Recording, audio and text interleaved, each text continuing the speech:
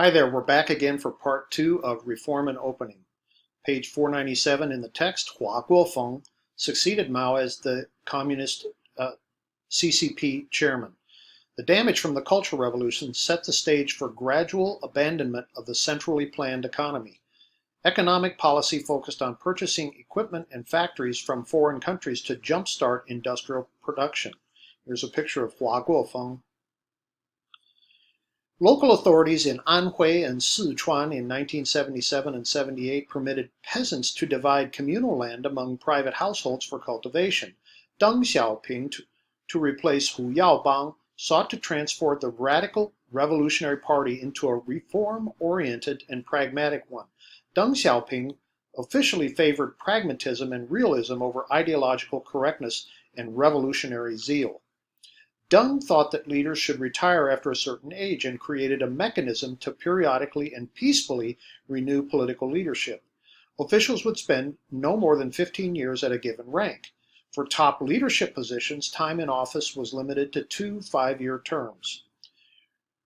Resolution fundamentally approved of Mao's historic role, but asserted that he made leftist errors after 1958. In 1984, Deng began using socialism with Chinese characteristics and pursued market-oriented policies that improved living standards. Zhao Zhiyang, China only in the primary stage of socialism, providing a theoretical basis for continued use of market mechanisms. China's economic development depended on easing tensions with the world's leading nations. In all areas, China's actions were above all guided by its own economic interests. When new programs worked, leaders were brought in to observe. Those who led the success were sent around the country to explain how they succeeded. Here's a picture of Deng Xiaoping trying on a cowboy hat at a rodeo in Texas when he visited in 1979. The 1982 Constitution legally abolished the People's Communes. Reformers recognized the biggest problems of the planned economy was its removal of motivating incentives.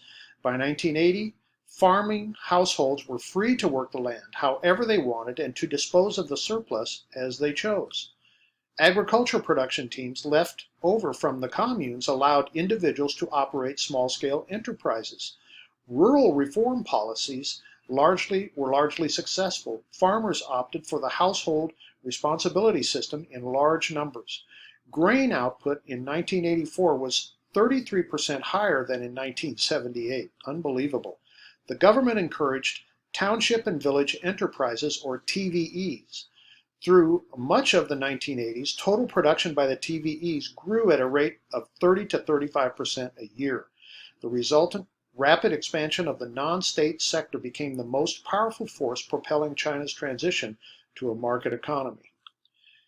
In 1980, the central government selected the cities of Shenzhen, Zhuhai, Shantou, and Xiamen as special economic zones.